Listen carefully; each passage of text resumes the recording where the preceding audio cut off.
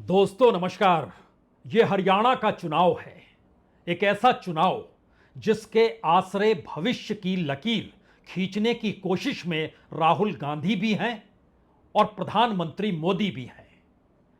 इस चुनाव के परिणामों के आसरे दिल्ली की सत्ता के धड़कनों को बढ़ना भी है और राहुल गांधी के अपने राजनीतिक मिजाज का पहला परीक्षण भी हो ही जाना है। यानी यह चुनाव सिर्फ कांग्रेस के नेता भूपेंद्र सिंह हुड्डा यानी हरियाणा के नेता का नहीं है। यह चुनाव सिर्फ खट्टर को हटाकर सैनी को बैठाने का राजनीतिक प्रयोग भर नहीं है। यह चुनाव दलितों के वोट बैंक को छितरा देने की स्थिति में क्या शैलजा कांग्रेस को लाकर खड़ा कर गई, यह चुनाव उसका भी नहीं है। यह चुनाव मानिए या ना मानिए, लेकिन हरियाणा के भीतर आज के वोटिंग पैटर्न ने कई बातों को साफ कर दिया। कई जगहों पर रिकॉर्ड टूटे वोटिंग को लेकर, उसके परसेंटेज को लेकर जो ज्यादा हो गए पिछली बार की तुलना में, और कई जगहों पर तो तमाम रिकॉर्ड टूट गए। लेकिन कुछ जगहों पर ऐसा भी हुआ कि रिकॉर्ड सबसे कम वोटिंग का भी हो गया और दिल्ली से सटे गुरुग्राम और फरीदाबाद में यह खुलकर नजर भी आ गया। यह भी सवाल उठा कि बीजेपी से निराशा बीजेपी के लोगों की ही है। वो घर से निकले नहीं उन इलाकों में जहां पर वोट परसेंटेज कम है, लेकिन उन इलाकों में खूब निकले जहां पर वह परिवर्तन की दिशा में हरियाणा को ले जाना चाहते हैं। तो क्या पूरी तस्वीर हरियाणा की बिल्कुल साफ है? लेकिन एक दर्जन जगहों पर जो भी झड़पें हुई उसमें सिर्फ कांग्रेस और बीजेपी आमने सामने नहीं थी। उसमें कहीं पर निर्दलीय आमने सामने था, कहीं पर आईएनएलडी और कहीं पर बीएसपी, कहीं पे जेजेपी। तमाम राजनीतिक दल इस दौर में मशक्कत करते हुए नजर आए। हमारी टीम ने जो जानकारी हासिल की उसमें पानीपत, नूह, पंचकुला, नारनौंद, फतेहाबाद, सोनीपत, हिसार, महेंद्रगढ़, रोहतक और जिंद का जुलाना का इलाका भी, इन तमाम जगहों पर कहीं बवाल हुआ, कहीं पत्थरबाजी हुई, कहीं पर चाकू निकाल लिया गया, कहीं पे मशीन को लेकर हंगामा हुआ। हिसार में तो लात घूसे चल गए, चाकू पानीपत के इसराना विधानसभा में चल गया। महेंद्रगढ़ के नांगल चौधरी इलाके में वहां पर कांग्रेस और बीजेपी के कैंडिडेट आपस में टकराते हुए और उनके सहयोगी आपस में टकराते हुए दिखाई दिए। रोहतक में हरियाणा जनसेवक पार्टी और कांग्रेस टकराती हुई दिखाई दी। जिंद के जुलाना में जहां पर विनेश फोगाट चुनाव लड़ रही है, वहां तो शोर मच गया कि बूथ कैप्चरिंग हो गई है और उस जगह पर दौड़ते भागते हुए बीजेपी के उम्मीदवार पहुंच गए बैरागी जी।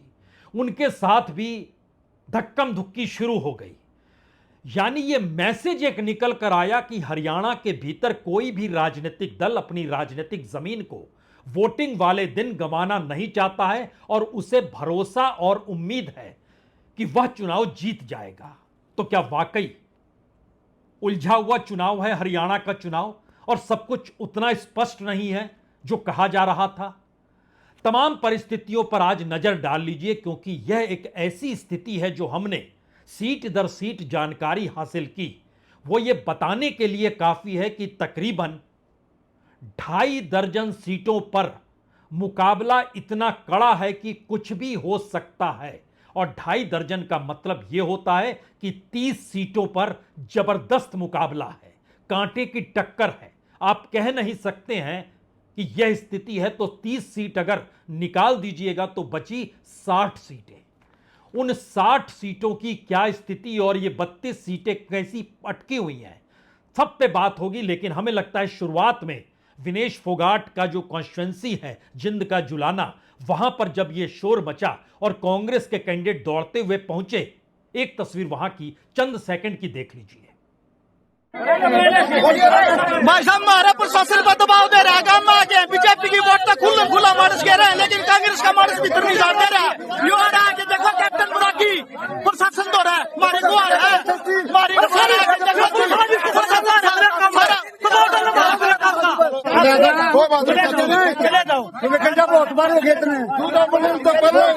भाई साहब ऐसे फोकस वोट बीजेपी के करवा रहे हैं, लेकिन कांग्रेस का वोट भी नहीं पड़ने दे रहे लाइन में। अपने फतर का गला भी जान दे रहा, बुढ़ा आदमी का गला भी जान देंगे। देखो जी, और सारा प्रशासन लेके प्रेशर बना रहा है हमारे ऊपर। चुनाव आयोग ने कहा इन तमाम घटनाओं को लेकर कि छिटपुट हिंसा जरूर हुई, छिटपुट तरीके से झड़पें जरूर हुई, लेकिन सब कुछ शांतिपूर्ण तरीके से हो गया।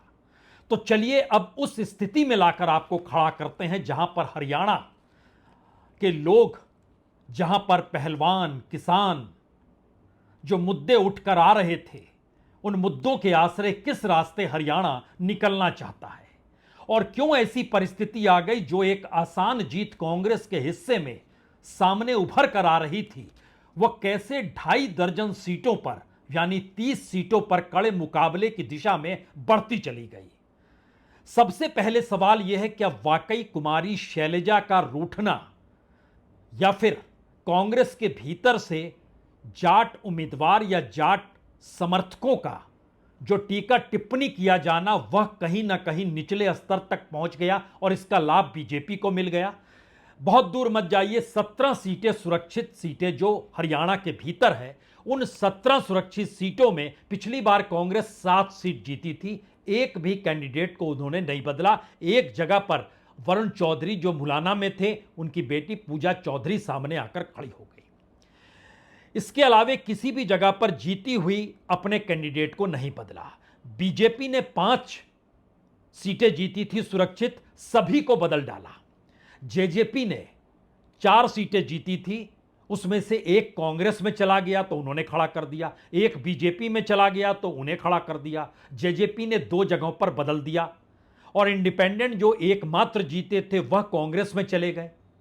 यानी मैसेज बहुत साफ है कि सुरक्षित सीटें एससी की यानी दलित समाज से जुड़ी हुई जो 17 सीटें सुरक्षित है, इस बार वहां के वोटरों को उनके सामने अगर कांग्रेस के जीते हुए एमएलए को छोड़ दें तो सभी नए थे। 2-3 ऐसे थे जो दूसरी पार्टी से जीते लेकिन इस बार दूसरी प्रमुख पार्टी में आकर शरीक हो गए, यानी सब कुछ लेकिन नया था। वहां पर सबसे बड़ा सवाल यह है, क्या कांग्रेस 7 सीटों पर जीत रही है? पहला सवाल यह है। दूसरा सवाल है, जेजेपी जो 4 सीट पिछली बार जीती थी, इस बार वह एक भी सीट नहीं जीत पाएगी, लेकिन वह सीटें कौन जीत रहा है? क्या कांग्रेस जीत रही है या बीजेपी जीत रही है? परिस्थितियां बहुत साफ बतलाती हैं। जिन जगहों पर बीजेपी ने अपने एमएलएस को बदल दिया, वो बावल का इलाका था, वो पटौदी का इलाका था, वो होडल का इलाका था, वो भवानी खेड़ा का इलाका था।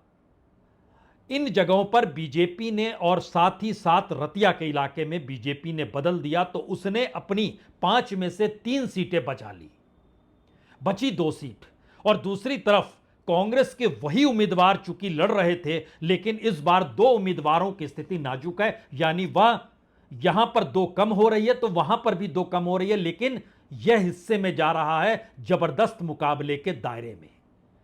17 सीटों में से जो सुरक्षित सीट है वहां पर कांग्रेस के हिस्से में क्या वाकई 7 सीट आ पाएगी? यह एक सवाल इसलिए बड़ा है क्योंकि 5 सीटें तो जीत रही है, 4 सीटों पर मुकाबला है।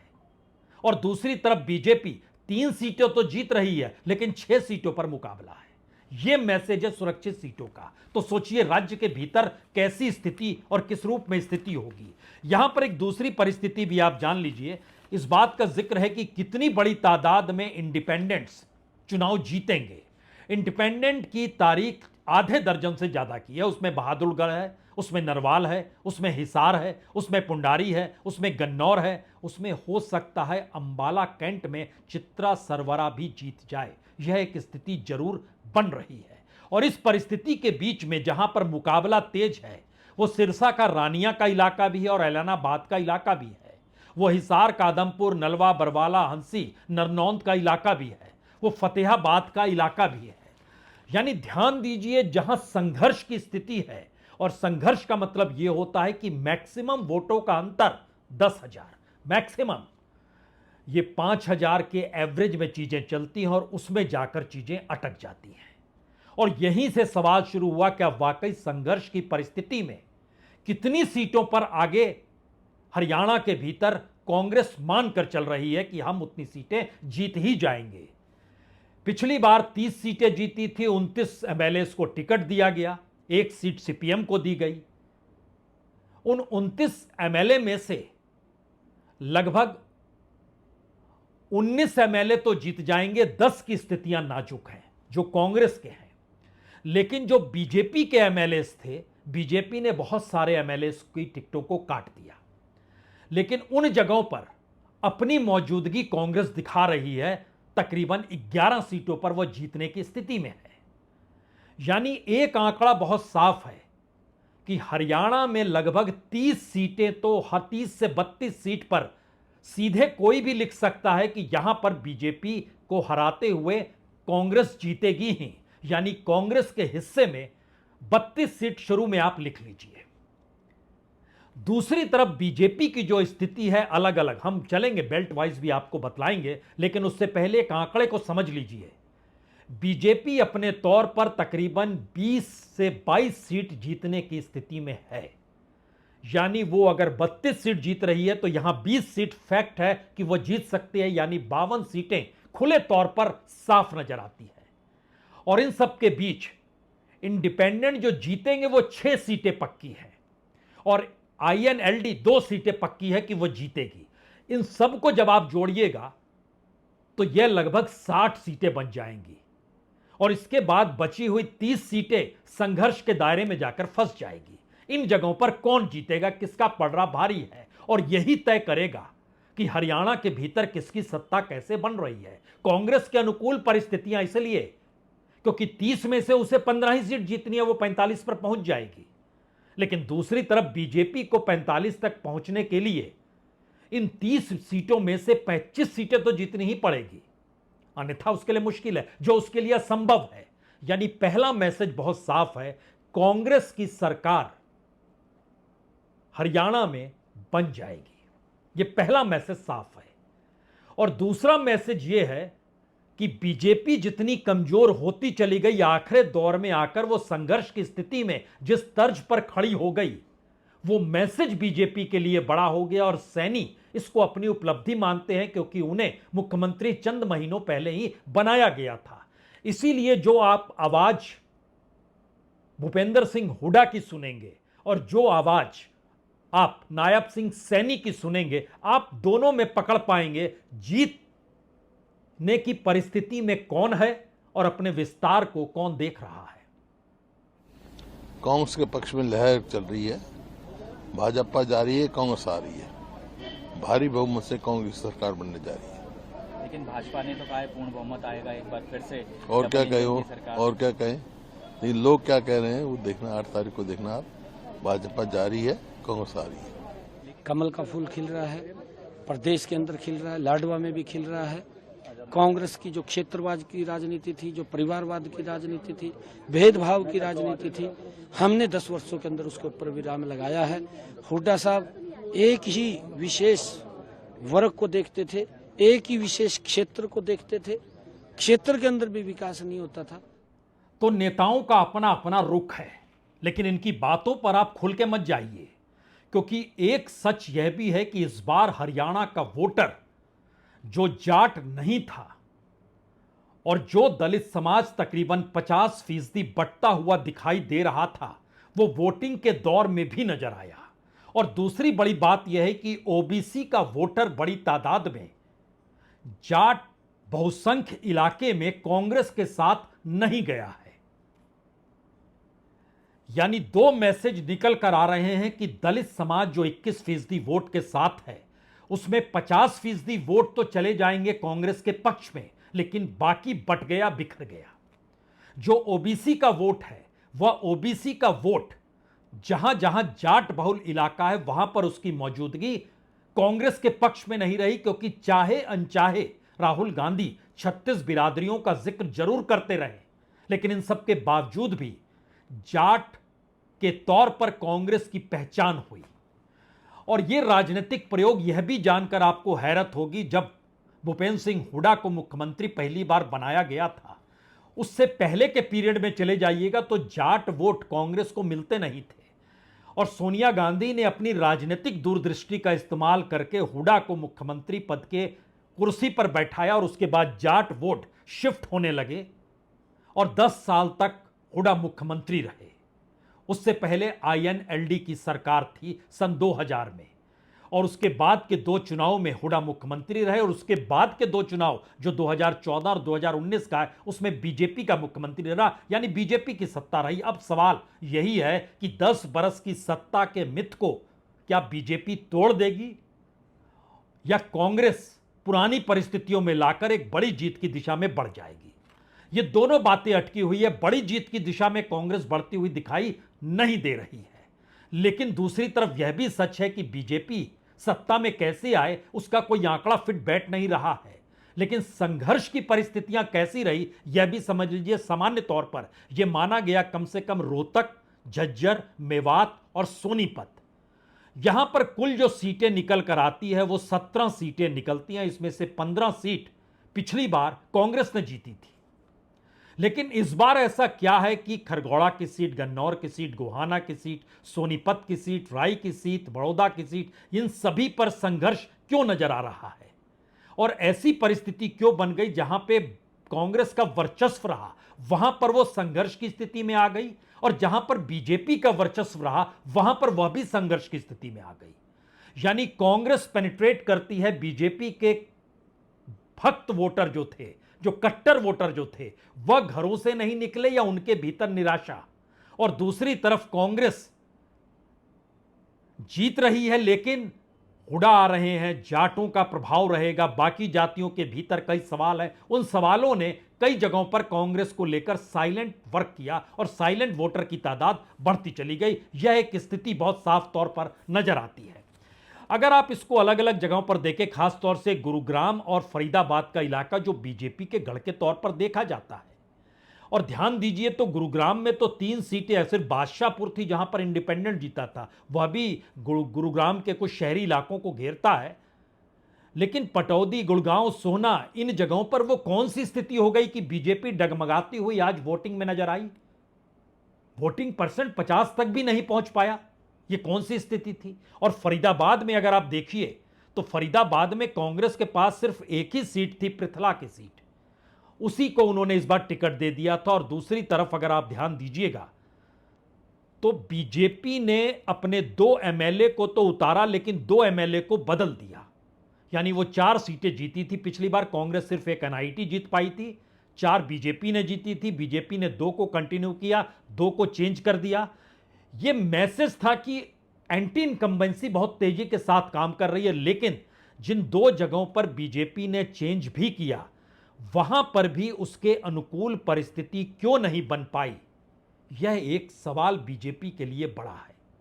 और दूसरी तरफ यह भी सवाल है कि पृथला में भी जो पिछली बार कांग्रेस जीती थी, इस बार एंटी इनकम्बेंसी बीजेपी के खिलाफ थी, लेकिन पृथला में भी मुकाबले की सीट पर आकर वो खड़ी हो गई।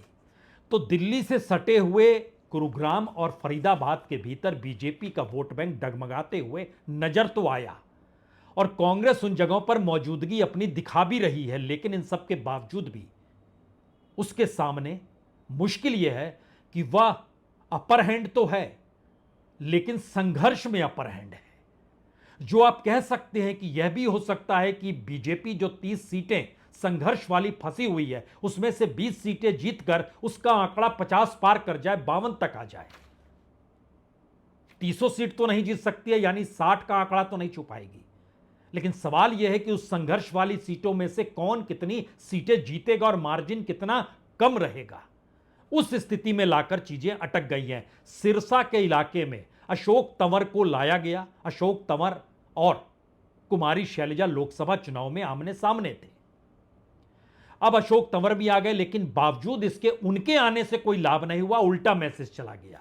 मैसेज ये गया कि दरअसल ये कैसे नेता और कांग्रेस आखिरी क्षणों में ये कौन सी राजनीति कर रही है, क्योंकि दलित वोट बैंक कुमारी शैलजा की वजह से साथ नहीं था। दलित वोट बैंक लोकसभा के इलेक्शन में कांग्रेस के साथ राहुल गांधी की भारत जोड़ो यात्रा और संविधान के संकट और दलितों को लेकर इस देश में जाति जनगणना और उनको समान भागीदारी लेकर था। और संयोग से यह पूरा का पूरा मुद्दा हरियाणा इलेक्शन में इसलिए गायब हो गया क्योंकि कांग्रेस की तरफ से कुलांचे मारते हुए भूपेंद्र सिंह हुड्डा की कांग्रेस हावी हो गई। इसका घाटा है कि कोई कह रहा है अगर कि इतनी सीटें जीत रहे हैं तो मुश्किल है। हमने कहा 30 से 32 सीटें तो पक्की है और दूसरी तरफ बीजेपी की 20 सीटें पक्की है। इसके बाद मामला संघर्ष का है और यह संघर्ष कौन से गुल खिलाएगा इसका आपको इंतजार करना पड़ेगा। सिरसा के भीतर कलावाली का इला डबवाली, रानिया, सिरसा, एलानाबाद, इन तमाम जगहों पर देखेंगे तो 3 सीटों पर मामला फंस गया, कांग्रेस के लिए फंस गया। हिसार के भीतर आइएगा तो आदमपुर, उकलाना, नरनौंद, हांसी, बरवाला, नलवा, हिसार, कुलदीप बिश्नोई जो थे वह छोड़कर चले गए, आदमपुर से बीजेपी में चले गए, तो अब उनके बेटे को वहां टिकट दिया गया। वह संघर्ष में है, आगे है, वो कांग्रेस में नहीं है। कुलदीप वो बीजेपी में चले गए, उनके बेटे को टिकट दिया गया, वह संघर्ष में आगे चल रहे हैं। उकलाना के भीतर अगर आइएगा तो जो जेजेपी ने यहां पर सीटें जीती थी और जेजेपी ने जो 3 सीटें जीती थी, सवाल यही था कि जेजेपी की उन सीटें, वो हांसी की सीट हो, वह उकलाना की सीट हो, इन जगहों पर कौन जीतेगा। और जिन जगहों पर जेजेपी के लोग निकलकर दूसरी पॉलिटिकल पार्टी में गए, जैसे उकलाना में अनुल धानक बीजेपी में शामिल हुए तो उन्होंने उसको टिकट दे दिया। नलवा में कांग्रेस से आए हुए रणधीर पनिहार थे, उनको टिकट दे दिया, अपने एमएलए को टिकट नहीं दिया। यह मैसेज है कि दरअसल कैंडिडेट्स को लेकर वोटरों के भीतर बहुत सारे सवाल हैं, क्योंकि वह इस पार्टी में कल थे, आज इस पार्टी में है, और लड़ाई होनी चाहिए थी विचारधारा को लेकर अगर राहुल गांधी के रास्ते कांग्रेस को देखना है तो। लेकिन अगर आप भूपेंद्र सिंह हुड्डा के नजरिए से इस लड़ाई को देखें तो कैंडिडेट टू कैंडिडेट मार्क किया गया, यह कैंडिडेट जीत सकता है, इसीलिए उस रास्ते चल पड़े। और यही इस इलेक्शन में हुआ है, जिसकी वजह से एक तरफ वोटर साइलेंट रहा और दूसरी तरफ वोटर कुछ जगहों पर नहीं निकला, और तीसरी जगह 36 बिरादरी का जो जिक्र है वो बिखरता हुआ दिखाई दिया। इसमें एक बात जहन में और रखिए, हम आगे आपको ले चले, एक बात जहन में रखिएगा, जो किसानों का सवाल था, हमने जवान पहलवान कहा था लेकिन किसानों का सवाल जानबूझकर नहीं कहा। जो किसानों का सवाल है, किसान 36 बिरादरी में है, उनको आप जाति के हिसाब से अपने अनुकूल नहीं कर सकते, और खास तौर से तब जब जाति के आधार पर चुनाव लड़ने की दिशा में बढ़ गई कांग्रेस और उस पर चोट करते हुए दूसरी जाति को अपने पक्ष में लाने के लिए बीजेपी सक्रिय हो गई। तो इस वोटिंग के दौर में आज यह नजर आया कि किसान के भीतर जाति समीकरण मायने रखने लगे और जो किसानी की एकजुटता थी वो कहीं बिखरती हुई नजर आई। और हालांकि ग्रामीण इलाकों में किसान एकजुट कई सीटों पर, कई जगहों पर खुलकर नजर आया। और इसमें अगर आप और चीजों को समझें तो जैसे करनाल का इलाका है, नीलोखेड़ी, करनाल, मुश्किल में है ये सीट, आप कह सकते हैं मुकाबले में है ये सीट। जो सोच रहा है हम जीत जाएंगे, नहीं जीत पाएगा। इंद्री, घरोंडा, असंध, इन जगहों पर बीजेपी के लिए अनुकूल होगा ये कह पाना भी मुश्किल हो गया। और जहां जहां अमित शाह और प्रधानमंत्री मोदी की रैली और जनसभा जो हुई है, उन जगहों पर जाति समीकरण बहुत तीखे हुए हैं, यानी वैचारिक परिस्थितियां गायब हो गई, विचारधारा गायब हो गई। और ज्यादातर तरीके से जो बीजेपी ने अपनी रणनीति बनाई और वोटिंग उसके बाद नजर आई, उन जगहों पर एक बात तो साफ है कि जाति का मुद्दा कांग्रेस उठा रही है, राहुल गांधी उठा रहे हैं, और जातिगत समीकरणों के आश्रय वोट भी साधने की दिशा में बीजेपी ही बढ़ रही है। यह उलझन हरियाणा के इस वोटिंग के दौर में खुलकर नजर आई। अब यहां पर पानीपत के भीतर अगर आप देखें तो पानीपत ग्रामीण, पानीपत शहरी या इसराना या समलखा, आप कह ही नहीं सकते हैं कि बीजेपी जीत जाएगी। इसमें एक चीज और, हमारी टीम ने एक चीज और तैयार किया जो हमको लगता है जो जानकारी आपको देनी चाहिए। उसमें उन्होंने कहा कि जो खास तौर से जीटी रोड के जो 6 जिले हैं, कुरुक्षेत्र, करनाल, पानीपत, पंचकुला, अंबाला, यमुनानगर, यहां पर की जो सीटें 23 सीटें, यहां पर वर्चस्व बरकरार बीजेपी का रहेगा। यानी यहां पर आप यह कह नहीं सकते हैं कि बीजेपी का वर्चस्व टूट गया। पिछली बार 12 सीटें उसने जीती थी 23 में से, इस बार भी कमोवेश उसकी वही स्थिति रहेगी। यहां पर 12 के लगभग वो फिर से जीत जाएगी। जो खास तौर से इसके बाद अहिरवाल की सीटें, जहां पर जो किसान पहलवान आंदोलन का असर नहीं है, ओबीसी का दबदबा है, उन 3 जिलों में 11 सीटें आती हैं। यहां पर भी बीजेपी अपनी मौजूदगी कम से कम 5 सीटों पर दिखा रही है।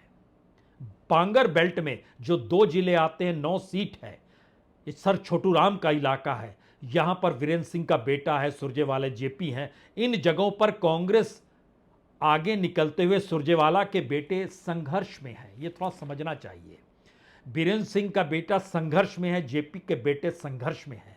यह मैसेज बहुत साफ है कि इनकी जीत कोई बहुत बड़े रेंज से नहीं होगी। जीतने की सहूलियत है, लेकिन बड़ी मार्जिन के साथ जीत पाने की स्थिति में नहीं है। और जो ब्रजभूमि से लगा हुआ जो दक्षिण हरियाणा का सीट है, जहां पर खास तौर से रेवाड़ी, महेंद्रगढ़ और गुरुग्राम का तो हमने जिक्र कर दिया, यहां पे सत्ता विरोधी हवा बहुत ज्यादा, और इसका बुरी परिस्थिति 9 सीटों पर। बीजेपी पिछली बार 7 सीट जीती थी, इस बार 3 सीट की गारंटी आप ले सकते हैं। उसके बाद मुश्किल में है बीजेपी, जो नजर आता है। देशवाल के इलाके में 3 जिले हैं, 14 सीट है, और इसमें रोहतक, झज्जर और सोनीपत आता है। लेकिन सोनीपत की अधिकतर सीटें, मेहम की स्थिति भी कॉन्टेस्ट में है, एक पक्ष में नहीं है, वो भी कॉन्टेस्ट में आ रही है। यानी जाटलैंड में हुडा का दबदबा है, और इसका प्रभाव है कि इन 14 सीटों में से कांग्रेस आपको तकरीबन 10-11 सीट जीत सकती है, लेकिन 8 पर जीत तय है, 3 सीटों पर मुकाबला है। यह भी फैक्ट है। यह परिस्थिति बहुत साफ तौर पर 2 बातों को इंगित करती है। पहली बात यह है कि एक बड़े मार्जिन के साथ जो सोचा जा रहा था कि कांग्रेस जीतेगी, और बड़े मार्जिन का मतलब 2/3 यानी लगभग 60 सीटें होती हैं, वो 60 के आंकड़े को छुपाने में मुश्किल है कांग्रेस के सामने। और दूसरी तरफ बीजेपी का सुपड़ा साफ हो जाएगा। इस परिस्थिति में वो लगभग 20-22 सीटें तो जीतेगी, पक्की बात है। उसके बाद यह आंकड़ा बढ़ भी सकता है। और फाइनली अगर आप एक तस्वीर देखना चाहते हैं कि वो कौन सी तस्वीर बनेगी जो कि हरियाणा के भीतर बननी चाहिए, वो तस्वीर बहुत साफ है कि लगभग 45 सीटें कांग्रेस जीत रही है। इसमें आपको +5 रखना होगा। बुरी स्थिति कहीं आ गई तो आपको -3 रखना होगा, यानी 42 सीटें से लेकर 50 सीट के भीतर वो रेंगती हुई नजर आएगी। बीजेपी की जो स्थिति है वो 18-20 सीटें तो जीत रही है, लेकिन उसमें आपको जो सीटें बढ़ानी होंगी वो तकरीबन 5 सीटें आप बढ़ा सकते हैं, 2 सीट कम कर सकते हैं। और जो इंडिपेंडेंट और INLD है, उसके हिस्से में लगभग 1 दर्जन सीटें, 10 से 12 सीट जा रही है। माइनस होंगी तो 8 सीट तो जरूर ये लोग जीत जाएंगे, जो एक्स्ट्रा के तौर पर नजर आपको आना चाहते हैं। और अगर ये बढ़ गए तो ये 1 दर्जन तक पहुंच जाएंगे, यानी 12 सीटें पहुंच जाएंगी। बावजूद इन आंकड़े के फाइनली जो चीज आपकी आंखों के सामने रहेंगी कि लगभग 17 सीटें ऐसी हैं जो अटकी हुई हैं। और ये एक मुश्किल सवाल है इस वोटिंग के दौर को लेने का, जो आप कम से कम मतगणना वाले दिन आखिरी क्षणों तक देखेंगे। कितने संघर्ष के साथ, कितने नारों के साथ क्या क्या कुछ लगता है, बस इंतजार कीजिए 8 तारीख का। बहुत बहुत शुक्रिया, बहुत बहुत शुक्रिया।